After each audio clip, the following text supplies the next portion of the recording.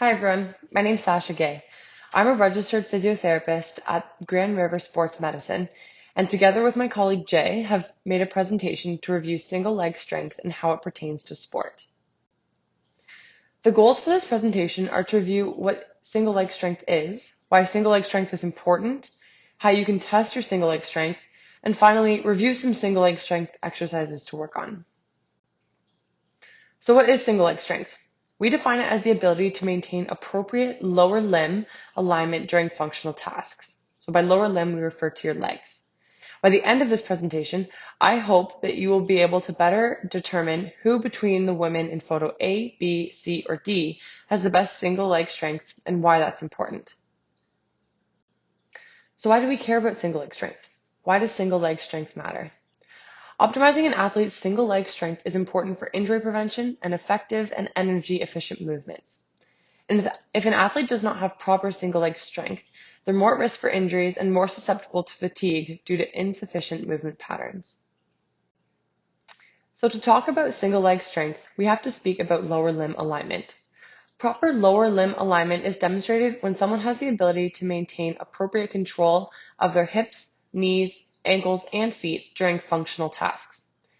As you can see, the man on the left is demonstrating good lower limb alignment. His knees are lined up with his feet and shoulders, and he's in an upright position. The man on the right, however, is demonstrating not so good lower extremity alignment. So this is not so good lower limb alignment. This is demonstrating something that we call knee valgus. When the knee falls in towards the midline, you can see that it's not lined up appropriately with the shoulder, hips, and ankles. This is what we call knee valgus. His feet are rolling in towards the midline and he's not able to keep an upright posture. In the photo we saw earlier, the other man was able to keep his knees out of this valgus position. Looking at someone's lower limb alignment in a 2-foot task, such as a jump or squat, can be a good indicator of what someone's single leg strength may be like. This man clearly has very poor lower limb motor control, which is demonstrating the significant knee valgus while jumping. If someone has poor lower limb alignment with a 2-foot task, you can imagine that their alignment would be significantly impaired if they are asked to do the same task on one limb.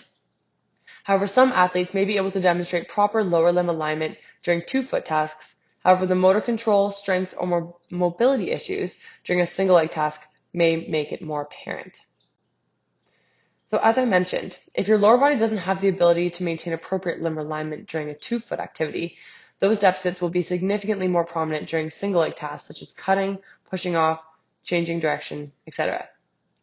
This photo is of the same athlete we saw in the previous slide, and during this play, he tears his ACL, a major ligament in your knee, during a non-contact play, which is largely because of his deficient lower limb strength and alignment. I have a good feeling that many of the listeners on this call know who Connor McDavid is. He's known to be a phenomenal skater on the ice and therefore likely has great skating mechanics. Looking his name up on Google was easy to find demonstrations of appropriate lower limb alignment. You can see in all these photos his knee does not fall in towards the midline and he's able to keep an appropriate alignment and stance. This is something that significantly helps him with his power and efficiency on the ice. However, this doesn't mean that you can't ever go into knee valgus. There is a reason why our body is able to move in this direction, although it may not be the most energy efficient position. Sometimes it's necessary for certain tasks. You can see that as Connor McDavid's coming around the circle with the puck in the middle photo, he's demonstrating some knee valgus. His left leg is starting to dump in towards the midline, which in this case he requires to push off and create power into what will likely be a crossover while maintaining an upright body position to look up on the ice. The importance is having control over your knee position while doing functional tasks and be able to control your lower limb when going into any position of knee valgus. There are many ways we can test an athlete's single leg strength. A simple test that we can do just about anywhere is a single leg squat test. The test requires a 3-second lower into a single leg squat down to the height of the knee and to do as many repetitions as possible, up to 20 repetitions. Throughout the movement, you keep your arms crossed and your foot flat and really emphasize on proper mechanics. In future slides, we'll review what these proper mechanics are. There are 3 key things that we look at during a single leg squat test. One is if the athlete has poor strength during the movement. Secondly, we look to see if the athlete has faulty mechanics of a joint in their lower limb. And lastly, we assess their motor control throughout the movement. This test may sound easy, but believe it or not, in order to complete the test successfully with appropriate movement symmetry and motor control, it requires a lot of strength and coordination. Many high-level athletes aren't able to complete this task successfully. If you're one of these people that are unable to complete the test, try the following modifications to help tease apart why you're unable to successfully complete the single leg squat test. So what do we mean by lack of strength? This means the athlete doesn't have the appropriate strength to successfully complete the movement, which will be demonstrated by them falling back onto their chair, being unable to stand up from the squatting movement at all, or unable to complete the movement without momentum, such as using their arms or lifting their foot off the ground in order to stomp down and propel themselves up. This would also be indicative of athletes that are unable to complete at least 5 successful repetitions. Secondly, we look at athletes' limb symmetry. We hope to see at least a 95% limb symmetry index. This means that the athlete is able to complete the same number of repetitions between both limbs within 95%. If they're unable to complete a symmetrical number of repetitions successfully, this indicates an asymmetrical strength of the two limbs, which further puts the athlete at risk of injury or ineffective movement. If strength is an issue for you, you can try hanging onto something in front of you for support, like a TRX, a counter, or door frame throughout the movement. If this helps you complete the single leg squat test, then there are many things you can do to improve your lower limb strength.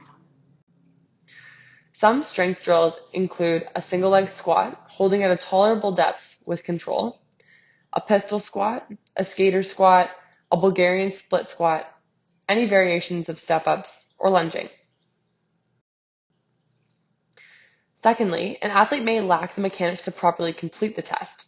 This means that one or more of the joints involved has a lack of mobility or movement. A common joint at fault is the ankle. One thing that may be impairing your ability to appropriately complete this test is if you have a deficiency in your ankle mobility. Try putting a 5-pound plate or a small lift under your heel. If adding the heel raise allows you to complete more repetitions, then perhaps fixing your ankle mobility rather than your strength may assist you successfully complete this test. If your ankle mobility is something that limits you from completing a proper single leg squat test, here are some drills that you can try. The first one is a deep weighted squat. What you can do is take a counterweight and hold it in front of you and sit at the bottom of your squat. You can try shifting your weight from side to side and pause in this movement to allow your ankles to get used to this range of motion. Another thing you can try is a belted ankle mobilization with movement.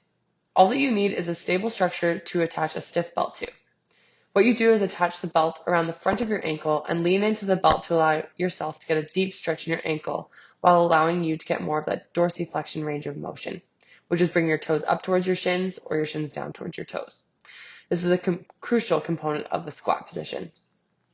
Last thing you can try doing is a calf stretch. In order to do this, you can use multiple surfaces such as a stair and drop your heel or simply getting into a lunge position against a wall. Lastly, as we mentioned, the third thing that we look at are the athlete's mechanics during the single leg squat movement. Improper mechanics or motor control would include a knee valgus, which is when the knee goes in towards midline, hip hiking or hip dropping, so the non-stance leg will lift up or drop in an effort to provide more momentum to that movement, or a trunk lean or rotation, which means the upper body is leaning in a direction other than perpendicular to the floor to again create some momentum. If motor control is an issue, there are a number of strengthening and coordination drills that can be done to improve the athlete's patterns.